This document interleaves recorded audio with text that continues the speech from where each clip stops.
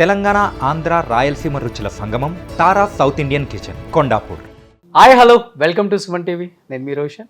So present నేను మనకందరికి ఎంతో ఇష్టమైన ఒక యాక్టర్, ఒక రైటర్, ఒక డైరెక్టర్, ఇప్పుడు ప్రజెంట్ ఒక politician. Is none other than great human being Posani Krishnamurali గారు with me an exclusive interview with Suman TV. So Posani గారు ఎలా ఉన్నావు బాబు? బాగున్నాను రోహన్. ఒక రకంగా మిమ్మల్ని చూస్తూ బాధపడాలో అర్థం కాదు, ఇంకొక రకంగా మిమ్మల్ని చూస్తూ సంతోషపడాలో కూడా అర్థం కాదు అనమాట. అంటే ఇలా వచ్చిన ఒక గ్రాఫ్. ఈరోజు పోసాని గారు అంటే రకరకాలుగా మాట్లాడుకుంటారు. ఒకప్పుడు పోసాని గారు అంటే ఒక మంచి రైటరు, ఒక మంచి యాక్టరు, ఒక మంచి డైరెక్టర్ అనేవాళ్ళు. మంచి రైటరు, నాకు డబ్బులు వస్తాయి. మంచి డైరెక్టరు, ఆపరేషన్ దుర్యోధన ఇట్లాంటి సినిమాలు తీసాడు, మెంటల్ కృష్ణ అవన్నీ, డబ్బులు నాకే వస్తాయి. మంచి ఆర్టిస్టు, షార్ట్ టైంలో 500 సినిమాలు పైగా చేశాడు, డబ్బులే డబ్బులు. అట్లా పొగిడితే ఏమవుద్దంటే మీకేం లాభం రాదు, నాకే వస్తాయి. వచ్చినాయి 100 కోట్ల దాకా సంపాదించుకున్నా, వెల్ సెటిల్. ఎంతకాలం తింటామో. నా 100 కోట్లు, దాదాపు 1000 కోట్ల పైన. 100 కోట్లు నాకు ఆస్తి ఉంది, అప్పులు లేవు, ఏ గోల్ లేదు, సంతోషంగా జీవితాంతం. నేను 100 ఏళ్ళు బతికినా ట్యాక్స్ అది కడుతున్నారా? అన్నీ మీరు ఎక్కడ ఏదైనా చూసుకోవచ్చు, నా నుండి మీకు లీకేజ్ ఉండదు. అలవాటు ఉంది కదా అప్పటి నుంచి. ఇప్పుడు కూడా ఏదన్నా పేపర్లో ఆర్టికల్ వేయించడం. అయ్యో పెద్ద. అవును, ఇప్పుడు ప్రౌడ్లీ ఐ కెన్ సే ఒక గుడ్ థింగ్. మన తమిళ యాక్టర్ కూడా చనిపోతే మీరు కాల్ చేశారు. ఒక మాట చెప్తాను, నేను అన్నాను అసలు ఆయనకేం పని, ఇవ్వాల్సిన అవసరం ఏముంది, ఆయన ప్రగాఢ సానుభూతి ఆ కుటుంబానికి, పేపర్లో వేయాలంటారు ఏంటి ఆయన. ఇప్పుడు ఇంత టెక్నాలజీ వచ్చింది, ఒక మెసేజ్ రూపంలో, ఒక వీడియో రూపంలో వాట్సాప్లో పంపించే రోజులు కదా అనిపించింది నాకు కూడా. ఇదివరకు ఏమంటే ఒకసారి నీకెందుక ఈ పేపర్లు ఇవన్నీ ఏమి చెప్పేవాడు తెలుసా. అప్పటికి ఇదే బుద్ధి నాకు, కదా మీకు తెలియదు, ఇప్పుడు తెలిసిందంటే. అవునవును. సినిమా ఇండస్ట్రీలో లెజెండ్ ఎవరు, దాసరి నారాయణరావు గారు. ఆయన గుండె ఆపరేషన్ అప్పుడు కూడా వేయించారు కదా మీరు. ఎంతో మందికి సాయం చేశాడు.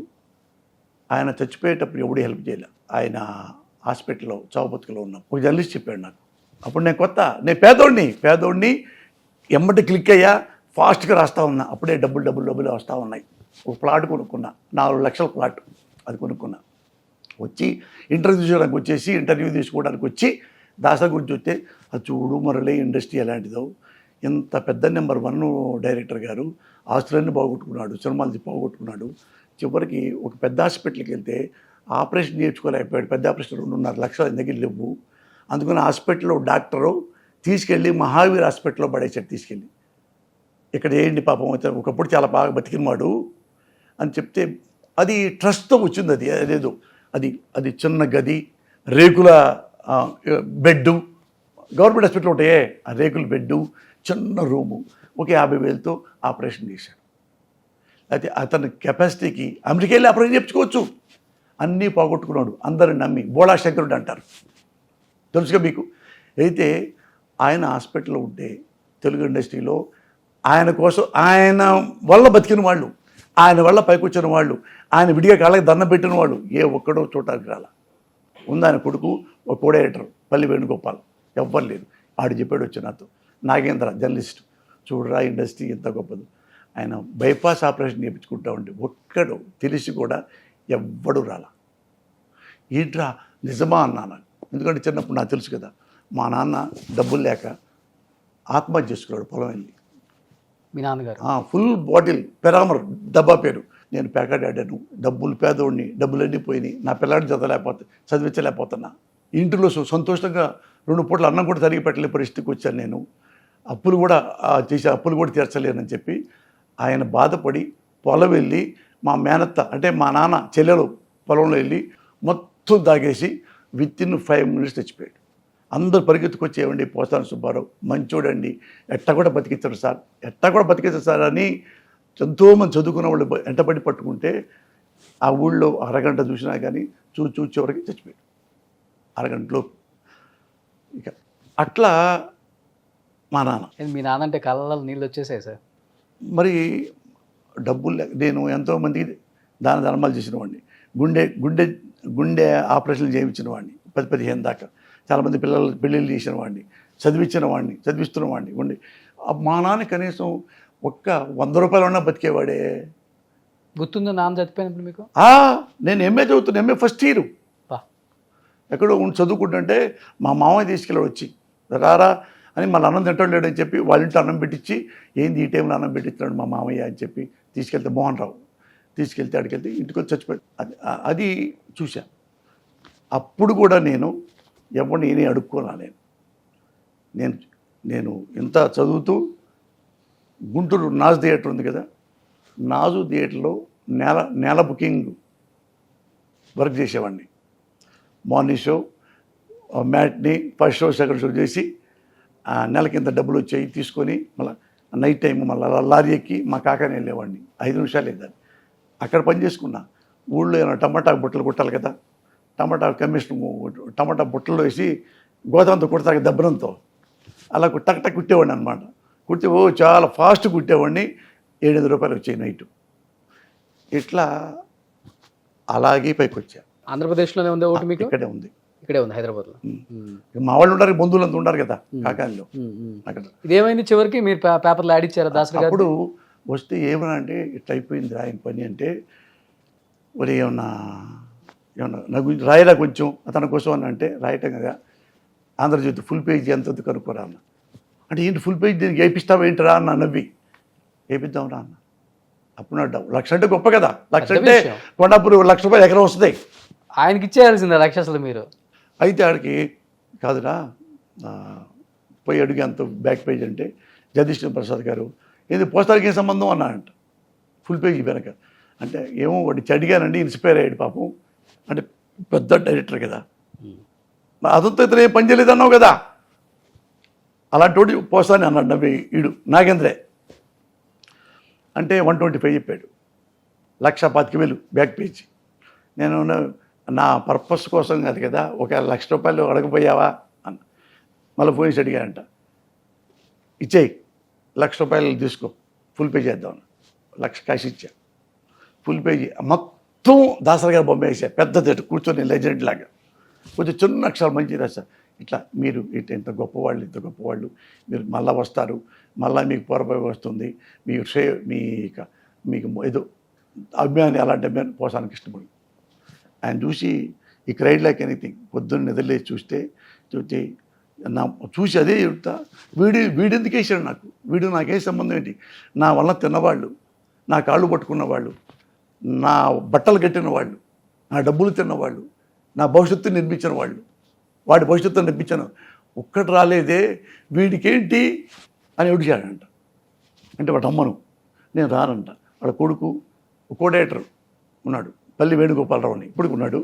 ఆయన రామండి మీరు చూస్తాను, అది కవర్లో చిన్నదేదో 20 అటు పెట్టుకొని జోలు పెట్టుకొని వచ్చి కాము ఎవరు చెప్పకూడదని వచ్చి అలా కూర్చో అట్టానే ఇట్లా చూసాడు. ఒక కండ అది ఎనప కురిచి పాప కూర్చుంటే, సార్ నమస్కారం సార్ అన్న. అటు చూసి ఇటు చూశాడు, నా బొమ్మ ఎదురు పెట్టుకున్నాడు. నేను ఇచ్చిన ఫుల్ పేజ్ అలా చూస్తున్నాడు ఆయన, నమ్మట్లే ఆయన, అన్బిలీవబుల్. నాకెవడరా 1,00,000 రూపాయలు పెట్టి చేస్తాడు ఈ రోజుల్లో. వాడు పిచ్చి నా కొడుకు అనుకున్నాడు, ఆయన ఏమనుకున్నాడు అసలు నమ్మలేకపోయాడు. అది నాకు ఒక సేమ్ మా కాస్టోడో ఏం కాదు, మా బంధువు కాదు, ఆయన కాపు, నేనే కమ్మోడిని, అది కూడా కాదు. Because is a legend, because is honest. Honesty చాలా ఉంది, చిన్న బలహీనతలు ఉన్నాయి తప్పితే హానెస్టీ చాలా ఉంది. చాలా బోళాశంకరుడు కూడా నిజంగానే. అయితే ఆయన వచ్చి ఇట్లా అన్నాడు, ఏం మాటకుండా ఏడుస్తూ. అడిగితే నేను వెళ్ళిపోతాను సార్ అన్న. రాని చేయబట్టుకొని అట్టాన్ని పెట్టి వాటేసుకున్నాడు 5 నిమిషాలు. నాకు ఏడుపు వచ్చింది, అయ్యో ఇంత పెద్ద అయినా నన్ను వాటేసుకున్నాడు ఇదని. ఆ రేకు మీద కూర్చున్నాను, రేకు బెడ్ మీద, ఆ బెడ్ కింద చిన్న కవర్ పెట్టి, సార్ మీరు ఎడితే రాను, మళ్ళీ ఇప్పుడు వస్తా, మీరు డ్రెస్ తీసుకోండి సార్ అని వెళ్ళా. అట్లా దాసరి నాటకుంటే ఒక్కడు రాలే ఇండస్ట్రీకి. ఇప్పుడు నేను మరి ఎందుకు వేసాను, మెహర్బానీ కోసమా? ఆయన మినిస్టర్ అయ్యాడు, నేను ఆయన దగ్గర పని చెప్పుకున్నానా? ఆ తర్వాత మినిస్టర్ అయ్యాడు, నన్నే పిలిచాడు, అరే పోసాన్ని పిలవండిరా, ఇంతమంది గుంపులు వచ్చారు. అప్పుడు మొత్తం వచ్చారయ్యా, 1000 మంది. అయ్యా దాసరి గారు, అయ్యా ఆర్టిస్టులు, అయ్యా కాళ్ళకి దండం పెట్టడమే, డైరెక్టర్లు కాళ్ళకి దండం పెట్టడమే, కొంతమంది ప్రొడ్యూసర్లు కాళ్ళకి దండం, అన్నీ. అరే అమ్మ యూట్యూబ్ వీళ్ళు కూడా నింగికి వాళ్ళే నిబిడాచర్యంతో వీళ్ళే అని నిబిడాచర్యంతో చూడటం ఏమి నా పని. మన కష్టాలు ఉన్నప్పుడు తెలుస్తుంది. నేను అనగానే లోపల వస్తే రమ్మంటే నేను రాగానే ఎమ్మటే లోపలికి కృష్ణ మురళి వచ్చాడు సార్ అంటే రమ్మన్నాడు. నన్నే పిలిచాడు ఫస్ట్. కృష్ణ అని వాటేసుకున్నాడు. కూర్చో అన్నాడు. సార్ నేను చాలామంది ఉన్నారు సార్ వెనక, ఒక మాట చెప్పడానికి వచ్చాను సార్ అన్నాడు. చెప్పు కృష్ణ. హ్యాపీ బర్త్డే సార్, ఒక మాట చెప్దాం ఉన్నాను. కొన్నాళ్ళ కిందట మీ లైఫ్ ఏంటో మీకు తెలుసు, ఇవే చెప్పా. బయట చాలామంది వచ్చారు. ఆ మైములో పడతారా ఎలాంటికుంటారా మీ ఇష్టం అని చెప్పి వచ్చలేసి ఆగు కృష్ణ అన్నాడు. అవన్నీ నాకు గుర్తున్నాయి కానీ గుర్తులేదు. రాగానే మళ్ళీ ఆయన కాళ్ళకి దండం పెట్టగానే మాకు కరిగిపోతాడు. ఇది ఇలాంటి ఇండస్ట్రీ. ఇది ఇలాగే సొసైటీలో కూడా చాలా పేదవాళ్ళు ఉంటే జెన్యూన్గా నేను ఇచ్చా. ఎక్కడో బీహార్లో కూడా ఇచ్చా. బీహార్లో వాచ్మెన్ కొడుకు, వాచ్మెన్ కూతురు 10 ఏళ్ళ అమ్మాయి గుండె హోలు పడితే 1,50,000 ఇస్తేగా బతకదన్నారు. ఈనాడులో బీహార్ ఈనాడులో నుంచి ఏజెన్సీ ద్వారా ఇక్కడ ఈనాడుకి వచ్చింది అది. వాడు కిడ్నీ అమ్మితే 60,000 అంట, 2 కిడ్నీలు అమ్మితే 1,20,000 కదా, అప్పుడు ఆపరేషన్ చేయించవచ్చు అని వాడు తెలీదు. వాడు 2 కిడ్నీలు చచ్చిపోతావురా, ఆడి పేరు మహేష్, పాట్నాలో వాచ్మెన్. అంటే 2 కిడ్నీ చచ్చిపోతావురా నువ్వు అంటే వాడు ఎట్లా మరి అని ఇది వేశారు. అయితే నేను అడిగా ఫోన్ చేసి, ఎంత అయితే బతుకుతాడంటే మొత్తం మందులతో సహా 1,50,000 అండి. నేను 1,50,000 చెక్కు రాసుకొని ఇచ్చేసి డైరెక్ట్గా పోయి రామోజీరావు గారికి ఇచ్చా. రామోజీరావు గారు ఓయ్ అంటే మొత్తం చూసి వాటేసుకొని రామోజీరావు నన్ను షేక్ హ్యాండ్ ఇట్టేటాడు అన్నీ వచ్చి నా గురించి ఫుల్ పేజీ రాపిచ్చాడు. ఈటీ విజన్స్ అని బుక్ ఉంటుంది వాళ్ళకి, అందులో ఒక పేజీ మురళి ఇట్లా ఇన్స్పైర్ అయ్యి ఎలా చేశాడు అని. ఎంకరేజ్ చేస్తారా మేడం ఇంట్లో బాగా మీ స్పీచ్లు చూసి? మీ she is BSc BL lawyer. Okay.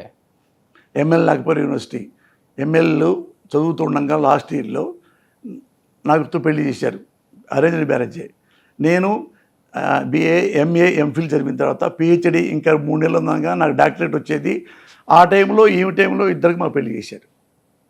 ఇద్దరు 6 నెలలు ఉంటే ఇద్దరు ఎంఎల్ కూడా అయిపోయేది, నాకు డాక్టరేట్ వచ్చేది. లాయర్ మేడం ప్రాక్టీస్ చేస్తున్నారా? అదేదు. అప్పుడు పెళ్లి చేశారు. ఇంకేం చదువుతాం, వివాహం, విద్యనాశనం, శోభనం, సర్వనాశనం, ఏం లేదు. కానీ నాకంటే తెలివైంది నా భార్య.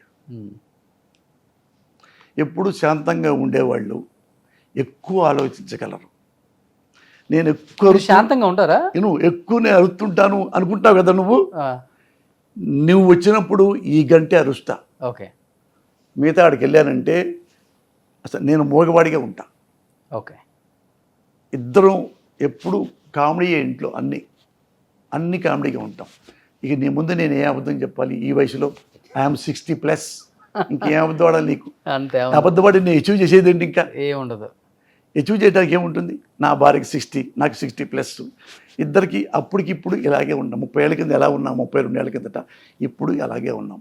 అదే మెంటాలిటీ, అదే ఫీజిబిలిటీ, అదే ఎఫెక్షన్, అదే అట్రాక్షన్. పిల్లలు ఏం చేస్తున్నారు ఇప్పుడు? ఇద్దరు ఉజ్వల్ ప్రజ్వల్ కొడుకులు.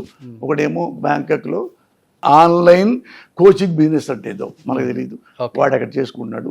నాకు ఇష్టం వచ్చినప్పుడే పెళ్లి చేసుకుంటాను డాడీ, అప్పటిదాకా మీకు పిలవద్దు, నీకు కావాలంటే ఈ లోపు చిన్న కొడుకు పెళ్లి చేసుకో, తమ్ముడికి వాడికి చేయి. కోడలు ఎత్తుకు పెట్టాడేమో.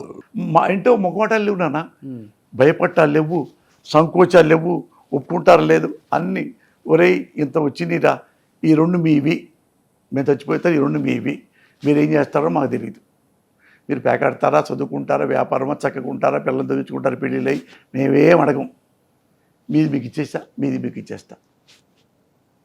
మీరు ఇలా ఉంటే బాగుంటుంది, మీరు అలా ఉంటే మీ ఇష్టం, ఎలా ఉన్నా మీ ఇష్టం. చిన్న అబ్బాయి మీతోనే ఉంటాడు? చిన్న అబ్బాయి ఉన్నాడు, వాడు పెళ్లి చేసుకుంటున్నాడు. చూస్తున్నాం, సంబంధాలు చూస్తున్నాం. చూడండి ఎవరన్నా ఉంటే మరి. ఎవరన్నా ఉంటే అంటే ఇప్పుడు గారి కోళ్ళ ఉంటే పెద్ద విషయం అసలు కాదు. నేను కొమ్మ అనుకో, నేను కమ్మ. ఎవరైనా మామూలుగా ఏంటంటే కమ్మాళ్ళలో చూస్తారు. ఇప్పుడు మా అబ్బాయి ఏమన్నా అంటే ఎవరైనా పర్వాలేదు అన్నాడు. ఓకే.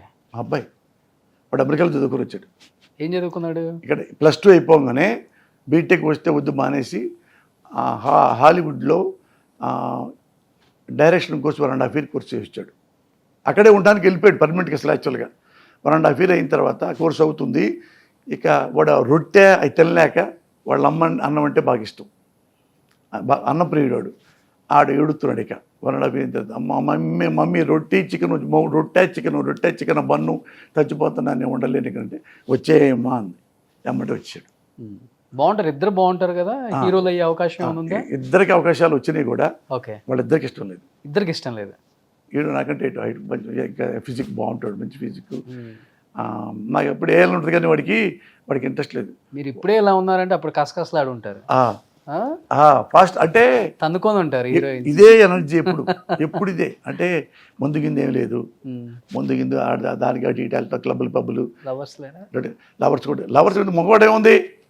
లవర్స్ అంటే ఇప్పుడు ఎట్లుంటుంది నాన్న, ఇప్పుడు ఏ మగాడికైనా భార్య ఉన్నా, అమ్మున్నా, చెల్లున్నా, అక్కున్నా మన ఇంట్లో మనం ఎవరైనా కానీ తల్లిగా చూడాలి, ఎవరైనా కానీ చెల్లిగా చూడాలి. ఎవడు చూడడు సొసైటీలో ఏంటంటే వాస్తవం అది. ఆడదానికి ఆకర్షించే గుణం ఉంటుంది, మగాడికి చెల్లించే గుణం ఉంటుంది. అది ఎంతవరకు చెల్లించాలంటే మన జీవితం నాశనం కానంతవరకు, మన కుటుంబం నాశనం కానంతవరకు అంతవరకు చెల్లించవచ్చు. అట్రాక్ట్ అవ్వచ్చు. మరి అట్రాక్షన్ ఇప్పుడు ప్లస్ మైనస్ అట్రాక్షన్ మనం సైంటిఫిక్గా చెప్పుకోవాలన్నా ప్లస్ మైనస్ ఎట్టున్నాగా రెండు కలిగితే టక్కర్ అతుక్కుంటాయి. అది ఎంతవరకు అతుక్కోవాలంటే, ఎంతవరకు అట్రాక్ట్ అవ్వాలంటే మన జీవితం నాశనం కానంతవరకు, మన కుటుంబం నాశనం కానంతవరకు, ఆ పిల్ల జీవితం నాశనం కానంతవరకు. ఫ్రెండ్లీగా ఉంటారు, అట్రాక్టివ్గా ఉంటారా, ముద్దే పెట్టుకున్నాడా, హగ్గే చేసుకున్నాడా, you should not exceed your barricades. అవి ఏ మనిషికైనా ఉంటాయి. మినహాయింపు పోసాన్ని ఎందుకు పోతాడు? పోసాన్ని ఏమన్నా ఊడిపడ్డా? అమ్మ కడుపులోంచే పడ్డాడు. అదే రక్త మాంసం, అదే కళ్ళు, అదే గుండె, అదే లివరు, అన్నీ అయ్యే ఉంటాయి. అదే సొసైటీ, అవే బిహేవియరు, అవే అట్రాక్షన్స్. కొత్త ఏడొస్తాయి రావు. కాకపోతే నేను అది ఎంతవరకు వెళ్ళకూడదో అంతవరకే ఉంటా, అంతే తప్ప ఒక 4 ఇళ్లలో పెట్టి మెయింటెనెన్స్లు అయ్యే మనకు తెలియవు. సరదాగా ఉంటా అందరు.